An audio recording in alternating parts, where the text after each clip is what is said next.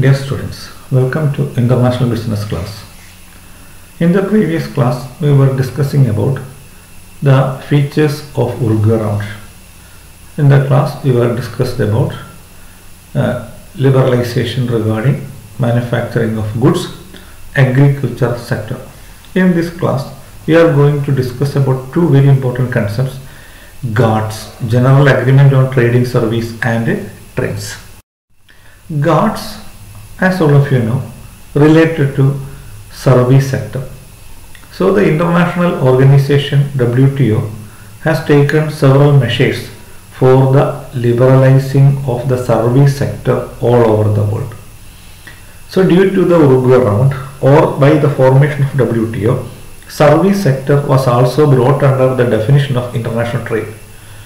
So in this agreement of GATS, so many rules and regulations, multilateral rules and regulations for internationalizing services were formulated. അപ്പം service sector ആഗോളതലത്തിൽ ലോകത്തുള്ള എല്ലാ രാജ്യങ്ങളിലും സേവന മേഖലകളിലുള്ള വ്യാപാരം നടക്കുന്നതിൻ്റെ റൂൾസ് ആൻഡ് റെഗുലേഷൻസിനാണ് ഗാട്സ് എന്ന് പറയുന്നത്, general agreement on trade in service. It is one of the landmark historical contribution of Uruguay round. Service sector is highly protected all over the world because of its peculiar interest or its sensitive nature. For example, banking. Banking is a protected sector. Insurance is a protected sector. So all these sectors are protected by the country for protecting the interest of the nation or for interest of the consumers. So the service sector all over the world was protected for protecting the national interest and for the consumer's interest. Then what are the protective measures adopted by the countries? Visa requirement, for example, a person have to provide a service in India to India. He have to come to India for doing a service. For example, a professional, a medical doctor or a lawyer or a chartered accountant. So visa requirement, visa കൊടുക്കണം. Investment പിന്നെ അതിന് decision investment. ഇപ്പോൾ നമ്മുടെ രാജ്യത്തേക്ക് FDI വരണം. FDI വരണമെങ്കിൽ അതിന് ധാരാളം റെസ്ട്രിക്ഷൻ ഉണ്ടായിരുന്നു. മാർക്കറ്റിംഗ്, വിദേശ കമ്പനികൾ ഇന്ത്യയിൽ പ്രോഡക്റ്റ് മാർക്കറ്റ് ചെയ്യുന്ന റെസ്ട്രിക്ഷൻ ഉണ്ടായിരുന്നു. അതേപോലെ തന്നെ എംപ്ലോയ്മെന്റ് ഓഫ് ഫോറിനേഴ്സ്, നമ്മുടെ ഇന്ത്യയിലെ കമ്പനികളിൽ ഫോറിനേഴ്സിനെ വെക്കാൻ പാടില്ല. Compulsion to use local facilities. ഇപ്പോൾ ഒരു ഫോറിൻ കമ്പനിയുടെ വരികയാണെങ്കിൽ they have to use the local resources to a particular level. അപ്പം ഇങ്ങനെ വിസ കൊടുക്കാതെയും ഇൻവെസ്റ്റ്മെന്റിന് അനുവാദം കൊടുക്കാതെയും മാർക്കറ്റിംഗ് റെസ്ട്രിക്ഷൻസ് ഏർപ്പെടുത്തിയും എംപ്ലോയ്മെന്റിന് വിദേശികളെ വെക്കാതെയും ലോക്കൽ പ്രോഡക്ട്സ് ഉപയോഗിക്കണമെന്നുള്ള ഇങ്ങനെ കുറേ അധികം റെസ്ട്രിക്ഷൻസ് എല്ലാ രാജ്യങ്ങളിലും നടത്തിയിരുന്നു. എന്തിനു വേണ്ടിയിട്ട്? Protecting the service sector. അപ്പം ഏതൊക്കെയാണ് സർവീസ് സെക്ടർ? മെയിൻ ആയിട്ടുള്ള service sector protected by the countries. Banking, നമുക്കറിയാം, മണി ഫ്ലോയുമായി ബന്ധപ്പെട്ട banking sector. Insurance is A highly protected sector. Transportation പിന്നെ ഏറെ എല്ലാ തരത്തിലുള്ള ട്രാൻസ്പോർട്ടേഷൻസ്. ടെലിവിഷൻ, നമുക്കറിയാം, ടെലിവിഷന് മീഡിയകൾ മുഴുവൻ, ടെലിവിഷൻ, റേഡിയോ, അങ്ങനെയുള്ളതെല്ലാം. ഫിലിംസ്, ഇങ്ങനെയുള്ള communication systems, mobile phone, internet, അതുമായി ബന്ധപ്പെട്ടതെല്ലാം. All these sectors of banking, insurance, telecommunication, entertainment sector, communication, all of them are protected by the countries like India for protecting the interest of the nation, for protecting the companies in India, for protecting the consumers. GATS, General Agreement, അവിടെ 4 രീതിയിലുള്ള പ്രൊവിഷനാണ് വെച്ചിരിക്കുന്നത്. അപ്പോൾ നമ്മൾ ഈ international trade promote ചെയ്യാനായിട്ട് 4 രീതിയിലുള്ള കാര്യങ്ങളാണ് പറയുന്നത്. 4 modes of international delivery of services. ഒന്ന്, cross border supply. For example, നമ്മളിപ്പോൾ ഇന്ത്യയിലുള്ളൊരു കമ്പനി അമേരിക്കയിലുള്ളൊരു കമ്പനിക്ക് ഓൺലൈനിൽ കൂടെ സപ്പോർട്ട് കൊടുക്കുന്നു. നമുക്കെല്ലാവർക്കും അറിയാം, ഓൺലൈൻ സപ്പോർട്ട് കൊടുക്കുന്നു. അപ്പോൾ അങ്ങനെയുള്ള ഓൺലൈനായിട്ടുള്ള പിന്നെ മെഡിക്കൽ ട്രാൻസ്ക്രിപ്ഷനോ അങ്ങനെയുള്ള അക്കൗണ്ടിങ് വർക്കുകളൊക്കെ നമ്മൾ ചെയ്യുന്ന സമയത്ത് അത് ക്രോസ് ബോർഡർ സപ്ലൈ എന്ന് പറഞ്ഞാൽ ഒരു രാജ്യത്തിരുന്നു കൊണ്ട് മറ്റൊരു രാജ്യത്തേക്കുള്ള സപ്ലൈ നമ്മൾ പ്രൊവൈഡ് ചെയ്യുന്നു. Cross border supply. Trans border data flow, അതല്ലെങ്കിൽ ട്രാൻസ്പോർട്ടേഷൻ ഒക്കെ അതിനകത്ത് പെടും. അപ്പം ഒരു രാജ്യത്ത് നിന്ന് മറ്റൊരു രാജ്യത്തേക്കുള്ള സർവീസ് ഡെലിവറി. അപ്പം delivering services from one country to another country. അതാണ് cross border supply of services. രണ്ട് commercial presence. Provision of services abroad through FDI. For example, ഒരു അമേരിക്കൻ ബാങ്ക് ഇന്ത്യയിൽ വർക്ക് ചെയ്യുന്നു, ഒരു ബ്രിട്ടീഷ് ബാങ്ക് ഇന്ത്യയിൽ വർക്ക് ചെയ്യുന്നു. Commercial presence of a foreign bank in India. അപ്പോൾ it is commercial presence. Consumption abroad, ടൂറിസവുമായി ബന്ധപ്പെട്ടിട്ടുള്ള അങ്ങനത്തെ കൺസംഷൻ, അവിടുത്തെ ഫെസിലിറ്റീസ് എൻജോയ് ചെയ്യുക, അവിടുത്തെ റിസോഴ്സസ് എക്സ്പ്ലോർ ചെയ്യുക, consumption from a foreign country. Then movement of personnel, that means the staff required for delivering services can be easily moved from one country to another country. അപ്പോൾ അവിടെ ഇവിടെ നിന്ന് for example ഇപ്പോൾ ഒരു doctor, അമേരിക്കയിൽ നിന്ന് ഡോക്ടർക്ക് ഇന്ത്യയിൽ ഒന്ന് സർജറി നടത്താം, അല്ലെങ്കിൽ ഒരു ഫിനാൻഷ്യൽ എക്സ്പേർട്ടിന് ഇവിടെ വന്നിട്ട് കൺസൾട്ടൻസി നടത്താം. അങ്ങനെയുള്ള എക്സ്പേർട്സ് അല്ലെങ്കിൽ എഞ്ചിനീയർക്ക് ഇവിടെ വന്നിട്ട് ഏതെങ്കിലും ഒരു കമ്പനിക്ക് വേണ്ട ടെക്നിക്കൽ അഡ്വൈസ് കൊടുക്കാം. സോ 4 തരത്തിലുള്ള സർവീസ്, ഇന്റർനാഷണൽ സർവീസ് ഡെലിവറിയാണ്. ഒന്നെന്താണ്? Cross border supply, commercial presence, consumption abroad, movement of personnel. Then how it is implemented? From developed nations, നമുക്ക് അവർക്ക് അറിയാം, developed nations opened their services above 60% because they want to increase their competition, they want to make the market more open. അപ്പോൾ അതുകൊണ്ട് developed nations open more than 60% of the service sector, but developing nations like India opened only 20% of their service areas. അപ്പോൾ അവർ tourism പോലത്തെ ചുരുക്കം മേഖലകൾ ഒഴികെ എല്ലാ മേഖലകളും അവർ restrict ചെയ്തിരിക്കുകയാണ്. എന്താ കാരണം? For protecting their interest. അപ്പോൾ GATS made it compulsory to make the obligation compulsory to all members on international trade in service, including financial service, telecommunication, transportation, audiovisual, professional services and movement of workers. അപ്പോൾ compulsorily WTO removed the restrictions regarding flow of foreign services. എന്തൊക്കെയാണ്?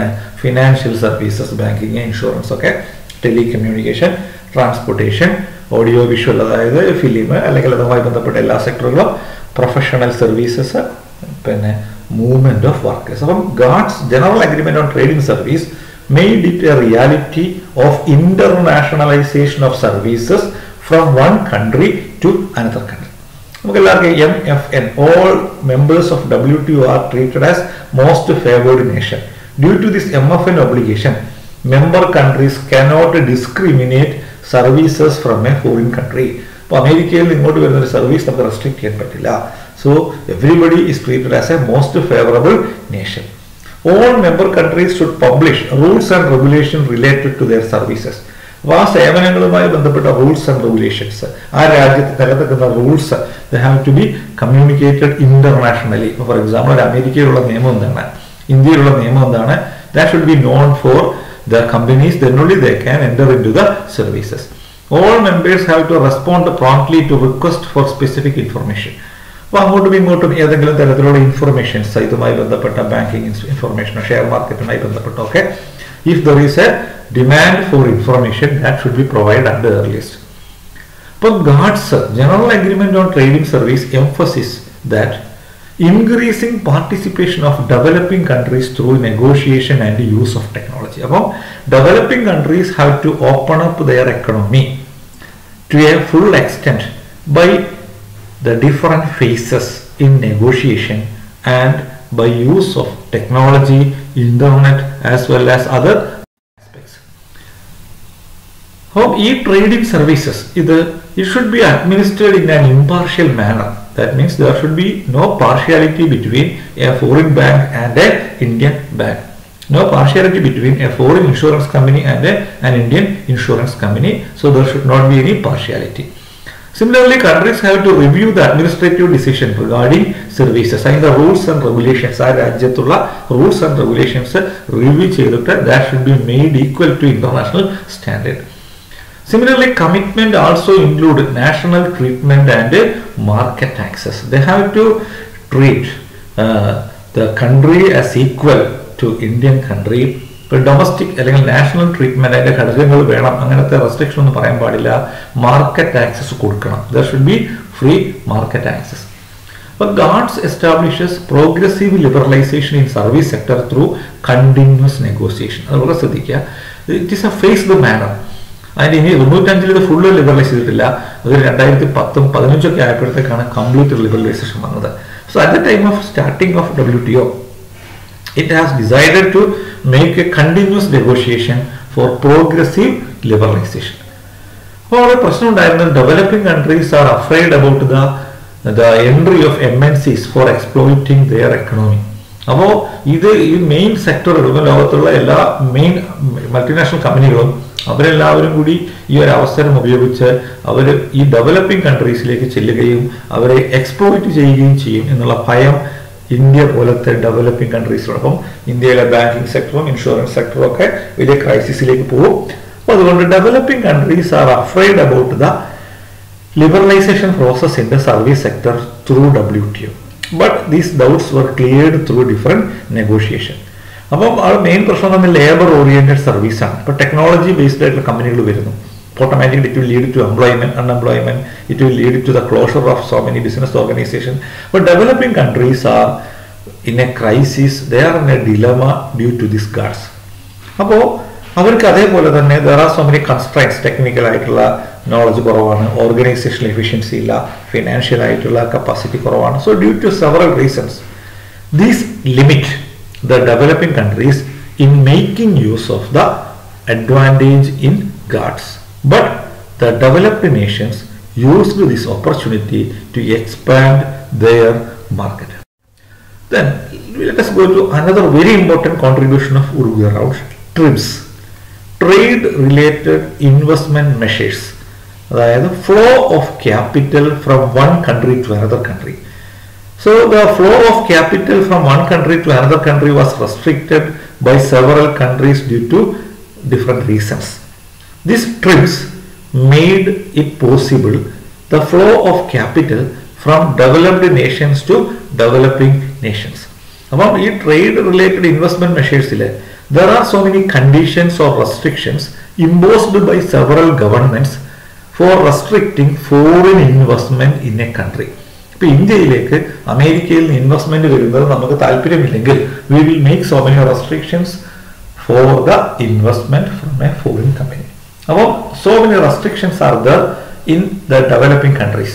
അപ്പോൾ ട്രിംസ് ഈ പറയുന്ന investment measures നിയന്ത്രണങ്ങൾ ഏർപ്പെടുത്തിയിരുന്ന developing countries, India പോലത്തെ developing countries ആണ്. അപ്പം ട്രിംസ് എന്ന് പറയുന്ന WTOയുടെ provision, it provides that no contracting party shall apply any trim which is inconsistent with the WTO provision.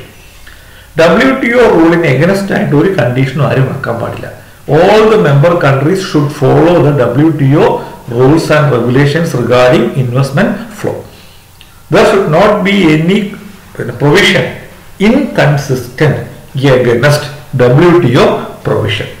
അപ്പോൾ എന്തൊക്കെയാണ് പാടില്ലാത്തത്? What are the inconsistent provisions? One, local content requirement. For example, ഇന്ത്യയിലേക്ക് ഒരു automobile company വരികയാണ്. നമ്മൾ പറയുകയാണ് നിങ്ങൾ 50% Indian parts ഉപയോഗിക്കണം, ഇന്ത്യയിൽ ഉൽപ്പാദിപ്പിക്കണം, അല്ലെ ഇന്ത്യൻ പാർട്സ് ഉൽപ്പാദിപ്പിക്കണം, ഉപയോഗിക്കണം. Local content, when an investor is going to invest in India, you need not give any condition that you should use a certain percentage of local products in your production. നിങ്ങളുടെ ഉൽപ്പന്നത്തിൽ ഞങ്ങളുടെ ഇന്ത്യയിലുള്ള ഇത്ര ശതമാനം ഉപയോഗിക്കണം എന്ന് പറയാൻ പാടില്ല. Local content requirement. Then trade balancing requirement. That means the investment should not be related to the trade between the nation. Import and export അത് തമ്മിൽ ലിങ്ക് ചെയ്യരുത്. നിങ്ങൾ ഇത് പിന്നെ ഇമ്പോർട്ടും എക്സ്പോർട്ടും തമ്മിലുള്ള റേഷ്യോയുമായിട്ട് അതിനെ ലിങ്ക് ചെയ്യരുത്. This investment should not be linked to trade balancing requirement that is relating to import and export between the country. Trade and foreign exchange balancing requirement. അതായത് ഫോറിൻ കറൻസിയുടെ ഫ്ലോ, ഇവിടെ നിന്ന് അവിടെ നിന്ന് ഇങ്ങോട്ട് വരുമ്പം ഇവിടെ നിന്ന് അങ്ങോട്ടും അത്രയും ഫോറിൻ കറൻസി ഫ്ലോ ചെയ്യണം എന്നൊക്കെ രീതിയിലുള്ള foreign exchange balancing, flow of capital അല്ലെ ഫ്ലോ ഓഫ് ഫോറിൻ കറൻസി, അതിലുള്ള റെസ്ട്രിക്ഷൻസ് എടുത്തു കളയണം. നാലാമതായിട്ട് ഡൊമസ്റ്റിക് സെയിൽസ് റിക്വയർമെന്റ് എന്ന് പറഞ്ഞാൽ ഈ ഉൽപ്പാദിപ്പിക്കുന്ന ഉൽപ്പന്നം ഇന്ത്യയിൽ വിൽക്കണം എന്നുള്ളത് പറയാൻ പാടില്ല. 4 കാര്യങ്ങളാണ്. എന്തൊക്കെയാണ്? ലോക്കൽ കണ്ടന്റ് റിക്വയർമെന്റ് എന്ന് പറഞ്ഞാൽ നമ്മൾ ഫോറിൻ ഇൻവെസ്റ്റ്മെന്റ് വരുന്ന കമ്പനി ഇന്ത്യയിലെ ഉൽപ്പന്നങ്ങൾ ഉപയോഗിക്കുന്നത് പറയാൻ പാടില്ല. ട്രേഡ് ബാലൻസിങ് റിക്വയർമെന്റ്, ഇമ്പോർട്ട് എക്സ്പോർട്ടുമായിട്ട് അത് നമ്മൾ അവർ തമ്മിലുള്ള ഇമ്പോർട്ട് എക്സ്പോർട്ടുമായിട്ട് ലിങ്ക് ചെയ്യാൻ പാടില്ല. ഫോറിൻ കറൻസി എക്സ്ചേഞ്ചുമായിട്ട് അതിൻ്റെ ഫ്ലോയുമായിട്ട് അതിനെ ലിങ്ക് ചെയ്യാൻ പാടില്ല. ഫൈനലി ഡൊമസ്റ്റിക് സെയിൽ, അത് ഇന്ത്യയിൽ ഇത്ര ശതമാനം വിൽക്കണമെന്ന് പറയാൻ പാടില്ല. എന്ന് പറഞ്ഞാൽ ഒരു ഫോറിൻ കമ്പനി ഇന്ത്യയിൽ വന്നിട്ട് അവർക്ക് ഇഷ്ടമുള്ളതുപോലെ ബിസിനസ് ചെയ്ത് അവർക്ക് ഇഷ്ടമുണ്ടെങ്കിൽ ഇന്ത്യയിൽ വിൽക്കാം, അല്ലെങ്കിൽ അവർക്ക് എക്സ്പോർട്ട് ചെയ്യാം, എന്ത് വേണമെങ്കിലും ചെയ്യാം. അപ്പം ഒരു രാജ്യത്ത് ഒരു ഇൻവെസ്റ്റർ വരുമ്പോൾ അയാളുടെ മേൽ ഒരു നിയന്ത്രണവും പാടില്ല എന്നുള്ളതാണ് ട്രിംസ് പറയുന്നത്. അപ്പം the agreement requires the changing of all WTO principles in a phased manner. അത് ഘട്ടം ഘട്ടമായിട്ട് മാറണം. അതിനൊരു പീരീഡ് പറഞ്ഞിട്ടുണ്ട്, 2, 5 and 7 years.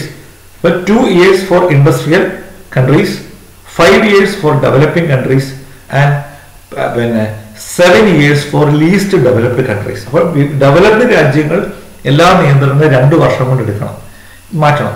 ഇന്ത്യ പോലത്തെ ഡെവലപ്പിംഗ് നേഷൻസ് 5 വർഷം കൊണ്ട്, ആഫ്രിക്കയിലുള്ള ലീസ്റ്റ് ഡെവലപ്ഡ് കൺട്രീസ് 7 വർഷം കൊണ്ട്. അപ്പോൾ ഈ 95-ൽ ഈ WTO തുടങ്ങിയ സമയത്ത് അവർ പറഞ്ഞത് 2 വർഷം ഡെവലപ്ഡ് നേഷൻസിന്, 5 വർഷം ഡെവലപ്പിംഗ് നേഷൻസ് ലൈക്ക് ഇന്ത്യ, 7 വർഷം വെരി അണ്ടർ ഡെവലപ്ഡ് കൺട്രീസ്. ഇത്രയും വർഷം കൊണ്ട് ഈ ട്രിപ്സുമായി ബന്ധപ്പെട്ട എല്ലാ പ്രൊവിഷൻസും WTO റൂൾസിന് ആനുപാതികമായി മാറ്റണം എന്ന് ആര് പറഞ്ഞു? WTO. So it is a transition period. So India modified almost all its rules and regulations according to the TRIPS. Okay, the balance will be discussed in the next class. Okay, thank you.